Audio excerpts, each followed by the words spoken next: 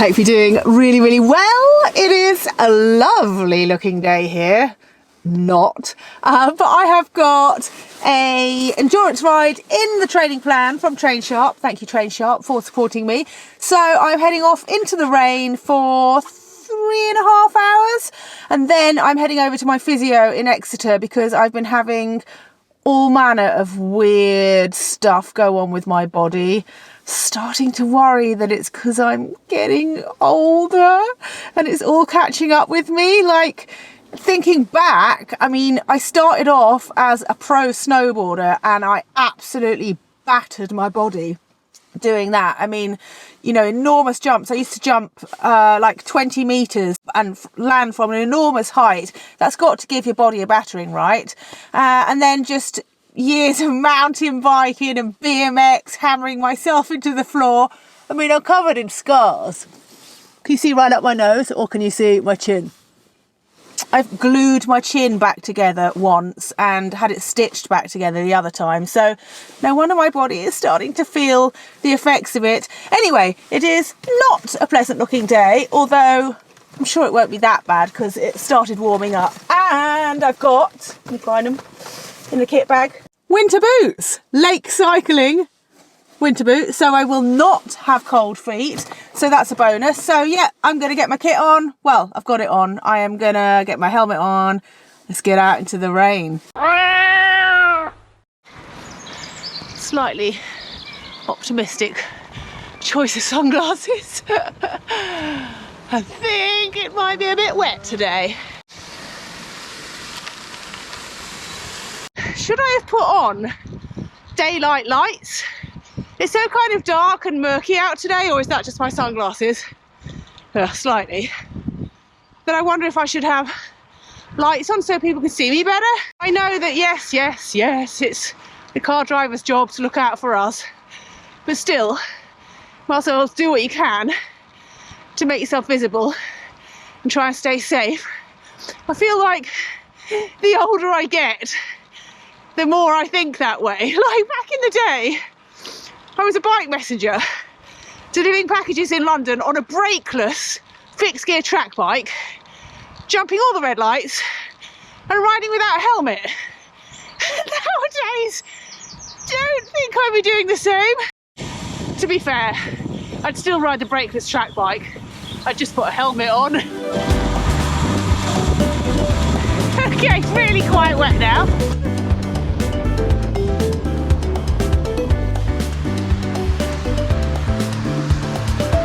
Yeah, my £50 wiggle jacket is feeling slightly less like a bargain right now. Waterproof. Springtime. Still raining.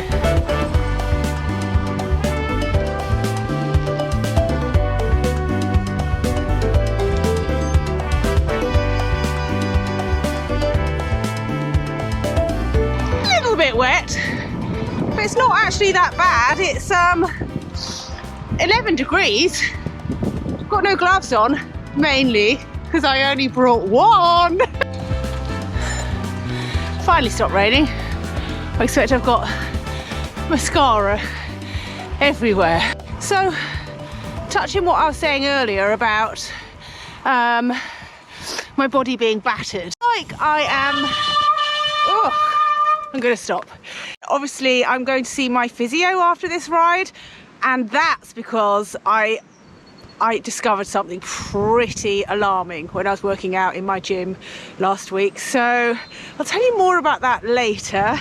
I'm just going to get back on and do some riding whilst it's not raining. A lovely descent. There are lambs everywhere. Hello! It's really nice.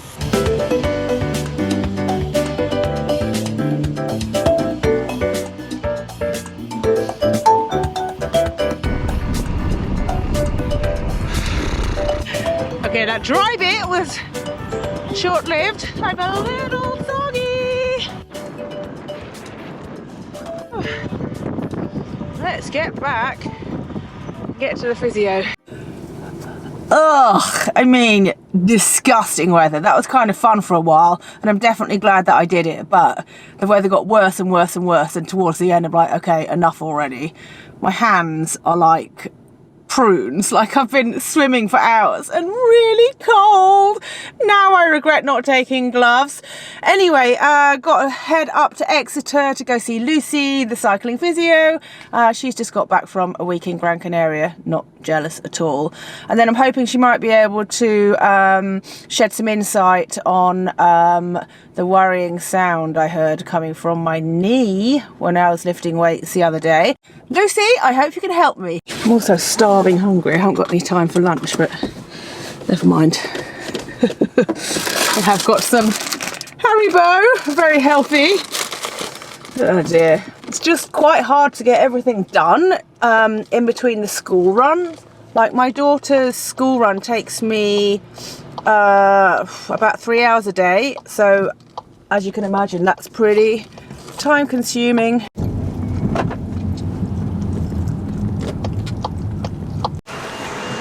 Is that my car alarm? Hope not. Is that me? How are you? Okay, thank you. So, obviously I've had a bit of a dodgy left knee for a while, and then I had that flare up, but then that subsided. But this is a really weird new thing. It's always something new, isn't there? Yeah. So I was doing squats in the gym, and normally I've got headphones on. I didn't have headphones on, and I can hear my knee creaking, like so loud. Just the left one? I think it's mainly the left one, okay. But suddenly I was just like, oh, that's it, my cycling career is over. I've got arthritis or some terrible, terrible knee problem, and it's terrible, and oh my God, I'm screwed. So okay, that's what I want to talk to you about. That's the new thing. Okay. We will look at a couple of things today. But often the creaking in your knee, especially when you're squatting, is related to the tracking of your patellofemoral joint. So there's your kneecap. I don't know how well I'm showing that. There's your kneecap. Yeah. In there, you've got this groove in your femur, which allows your kneecap to slide through the front. Right. If you have any alignment issues, which can be caused by muscular tension attaching into the kneecap, then when you bend and straighten your knee, like when you squat or go up and down stairs, that can sit slightly off centre, and then that gives that clicking, cracking sound. So I don't have to give up cycling just yet? Absolutely not, no. We might need to tweak a few things, but cool. No, your cycling career is not over. Phew. So what I thought we'd do today, after we'd had the conversation a few weeks ago about your knee issue, is we'll look at some muscle strength testing and compare your left to your right, your front of your leg to your back of your leg, and see if there's any bits that just aren't firing up to stabilise the knee quite the way we want it to. Okay, sounds good. We'll turn this on. This is called a handheld dynamometer, which basically means instead of you pushing into my hand and me going, oh, okay, you're kind of strong, but we don't actually have an objective marker. When you're pushing into this, you're going to put pressure onto the pad, and then we'll actually get a reading, and it will give us charts. Oh. And we always like a chart. And we can compare percentage from left to right, strength-wise. Okay. So what you're going to do is push into this pad for 6 seconds. Okay. And then it will give us a reading of your strength. 3, 2, 1, and relax.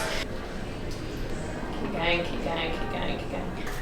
So 7.5 kilograms on your left side for your hamstring, and then on your right side, 10.6. Oh, blimey. So that's a massive difference. That's your average force. That's the average you put out over the whole 6 seconds. Your right side, you're 17% stronger for peak force, so that means that kind of the oomph, so how quickly you put power in, so that will be something we'll look at addressing. So that's the hamstring. Let's have a look at your glutes as well, Juliet. 1, go. Keep going. Good. It's not nice, is it? No. Like, it feels uncomfortable. Yeah. So hip abduction. Oh my God, it's massive. Abduction, you were 14.5 on your right and 10.3 on your left, and then your peak force was 30% different. Well, that was interesting.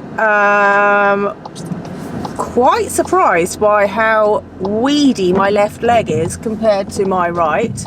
I didn't know that, although it do wonder if that's got anything to do with the pro snowboarding, because obviously, well, you're standing sideways, so I'm sure that in some ways that kind of reinforces any imbalances. I think that probably built up my back leg, which is the right leg. So I don't know, mind you, we're going back a long time ago. I don't know if I'm clutching at straws. Lucy quizzed me about the gym work that I've been doing, and sort of in a nicest way, without even really saying it, sort of kind of told me off stroke made me feel bad that I've only been doing my gym stuff once a week. I work with a strength and conditioning coach, Ever Athlete, and I'm meant to do 2 strength sessions a week and 1 core session, and I've just only been doing 1 strength session a week because I've not been recovering that well, and also I'm just short on time, so yeah, I've just not been doing it. Lucy just said that I'm never going to deal with anything or get anywhere if I only do strength training once a week. It's just not good enough at all. So she is setting me a new program to do around the Ever Athlete stuff that focuses specifically on like stabilizing my left knee and building up my left leg. So I'm going to be doing 15 minutes specifically on Lucy's physio exercises 4 times a week. The creak, as you might have heard, she said not to worry about. It's probably just my knee not tracking, and it could be not tracking because there's not enough strength around it to deal with the forces that I'm putting it through. So hopefully dealing with that by doing the exercises diligently will mean that I don't have a creaky old knee anymore. Let's see. I'm going to go away, I'm going to do my exercises like the good girl that I am, and then I'm going to go back and see Lucy, and she's going to test me again to see if I've built up any extra strength in my left leg. So that's a nice challenge. I do love a challenge. So I will do my exercises and make sure that she is impressed when I go and see her again. Anyway, I thought that was quite interesting. I probably could have done a whole standalone video about Lucy and her brilliant rehab techniques. She also wants me to send over a video of myself on the turbo trainer so she can see how I'm pedaling when fatigued. But maybe I'll do a video about Lucy's work with me another time if you're into all that kind of thing. She's really, really good and really knows her stuff. Loves a bit of a puzzle, like figuring out what's going on with me. Anyway, I feel like I'm really waffling. I'm actually really hungry. I'm sat in the IKEA car park because I'm going to go in there and get some veggie meatballs. So I will say goodbye. Hope you're doing really well. Chat to you soon. Bye.